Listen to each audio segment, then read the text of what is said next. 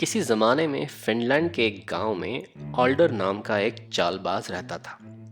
लोग उसे चालबाज ऑल्डर के नाम से पुकारते थे। ऑल्डर लोगों को उल्लू बनाने में बहुत माहिर था। पर उसी गांव में एक आदमी था जिसे लगता था कि ऑल्डर उसे उल्लू नहीं बना सकता। वो आदमी हमेशा एक बड़ी बकरी पर सवारी करता था, इसलिए लोग उसे बकरी सरदार बुलाते थे। एक दिन बकरी सरदार की मुलाकात ऑल्डर से हुई। उस समय ऑल्डर एक पेड़ से टिक कर खड़ा था। ऑल्डर, तुम चालबाज जरूर हो, बकरी सरदार ने कहा, पर तुम मुझे चकमा नहीं दे सकते।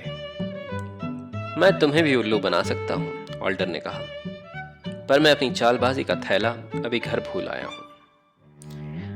अरे, फिर जल्दी से अपना चालबाजी का थैला घर से ले आओ, फिर हम देखेंगे कि कौन किसे उल्लू बनाता है, बकरी सरदार ने कहा।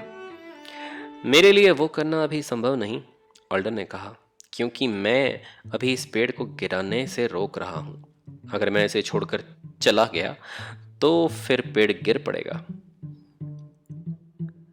चलो तब तक मैं पेड़ को गिरने से रोकता हूं, बकरी सरदार ने कहा। फिर बकरी सरदार पेड़ को सहारा देकर खड़ा रहा और ऑल्डर उसकी बकरी पर सवार होकर गांव चला गया। कुछ देर बाद बकरी सरदार पेड़ को पकड़े पकड़े थक गया, पर चालबाज ऑल्डर अपना थैला लेकर वापस नहीं आया। अंत में थककर बकरी सरदार पेड़ छोड़कर गांव की ओर चला। उसे तब बहुत ताज्जुब हुआ जब पेड़ बिल्कुल भी नहीं गिरा। उसने कहा, ऑल्डर ने एक बार मुझे जरूर चकमा दिया है, पर वो आगे से मुझे पागल नहीं बना सकता। फिर वो बकरी सरदार दौड़ा दौड़ा गांव वापस गया। वो ऑल्डर और अपनी बकरी को ढूंढना चाहता था। रास्ते में उसे एक ताल दिखा। ऑल्डर ने तालाब में एक बकरी की खाल फेंकी थी। वो खाल तालाब के बीचों बीच तैर रही थी। जब बकरी सरदार ने उस खाल को देखा तो उसने कहा, लगता है मेरी बकरी तालाब में तैर रही है। फिर उसने अपना कोट उतारा और अपने जूते उतारे। उसके बाद वो बकरी को वापस लाने ताल में कूदा। जब बकरी सरदार तालाब के बीच में पहुंचा तब ऑल्डर बकरी को लेकर पेड़ों के पीछे से निकलकर बाहर निकला। उसने बकरी सरदार का कोट और जूते उठाए। फिर वो बकरी पर सवार होकर गांव की ओर चला। अब बकरी सरदार को अपना कोट और जूते गायब मिले तो वो चिल्लाया, ऑल्डर ने मुझे 2 बार पागल बनाया है, पर वो अब मुझे उल्लू नहीं बना पाएगा। उसके बाद ऑल्डर बकरी, कोट और जूतों को खोजने गांव की तरफ चला। कुछ देर चलने के बाद उसे अपना एक जूता सड़क पर पड़ा दिखा। उसने कहा, एक जूते से भला क्या फायदा, दोनों जूते होते तो अच्छा होता।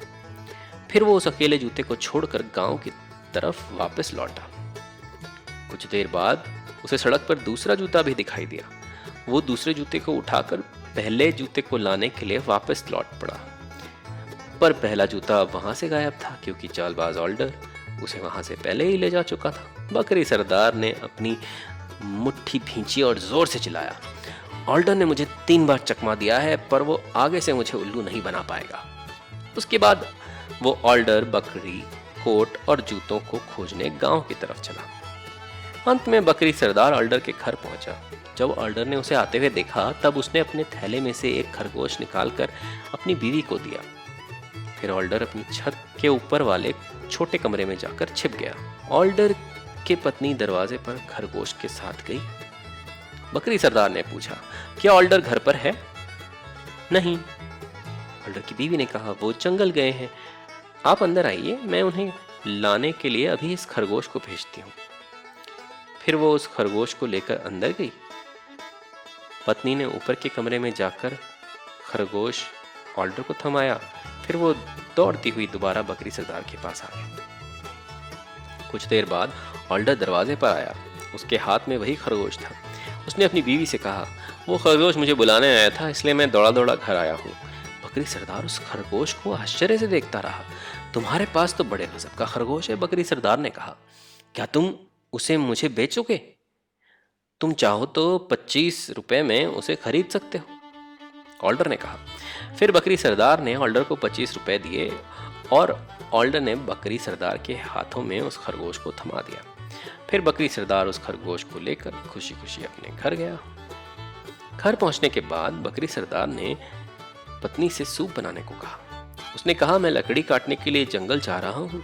जब सूप तैयार हो जाए तो तुम इस खरगोश को छोड़ देना, वो मुझे जंगल से बुलाकर ले आएगा। उसके बाद बकरी सरदार कुल्हाड़ी लेकर जंगल गया। वो बहुत देर तक लकड़ी काटता रहा। अंत में वो थककर एकदम पस्त हो गया, पर खरगोश उसे बुलाने नहीं आया। अंत में वो घर वापस गया। उसने अपनी पत्नी से पूछा, तुमने खरगोश को मुझे बुलाने के लिए क्यों नहीं भेजा? मैंने दरवाजे के बाहर खरगोश को छोड़ा और उसे तुम्हारे पास जाने को कहा, पर वो खरगोश सीधा ऑल्डर के घर की तरफ भागा। फिर बकरी सरदार ने अपनी मुट्ठियां भींची और वो चिल्लाया, ऑल्डर ने मुझे 4 बार पागल बनाया है, पर अब मैं दोबारा कभी उल्लू नहीं बनूंगा। फिर वो अपनी बकरी, कोट, जूतों को और पैसे को लेने ऑल्डर के घर गया। जब ऑल्डर ने बकरी सरदार को अपने घर की तरफ आते देखा, तब वो कुछ चांदी के सिक्के लेकर अस्तबल की तरफ दौड़ा। उसने उन सिक्कों को घोड़े की पूंछ में छिपा दिया। फिर वो घोड़े को काले चने खिलाने लगा। बकरी सरदार ने ऑल्डर की पत्नी से पूछा, क्या ऑल्डर घर पे है? हाँ, ऑल्डर की पत्नी ने कहा, वो अस्तबल में है। बकरी सरदार जब अस्तबल में पहुंचा तो ऑल्डर घोड़े को काले चने खिला रहा था। तुम अपने घोड़े को काले चने क्यों खिला रहे हो? मैं आपको अभी दिखाता हूं कि मैं अपने घोड़े को काले चने क्यों खिला रहा हूं, ऑल्डर ने कहा। फिर ऑल्डर ने घोड़े को एक छड़ी से छुआ।